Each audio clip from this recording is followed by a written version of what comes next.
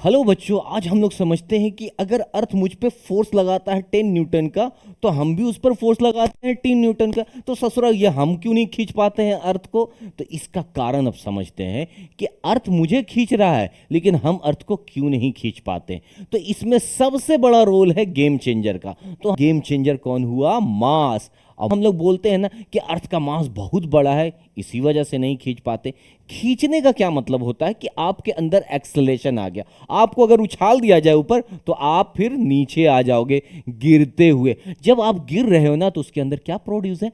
Acceleration. तो ये सारा गेम चेंजर कौन हुआ? मास। अब मास और एक्सेलरेशन में एक रिलेशनशिप समझते हैं, यहां से कहानी आपकी पूरा क्लियर हो जाएगा कि हम क्यों नहीं खींच पाते हैं जबकि अर्थ खींचता है। जब हम लोग जूम करते करके देखते अर्थ जरा भी हिलता नहीं है, तो इसका कारण को समझते हैं।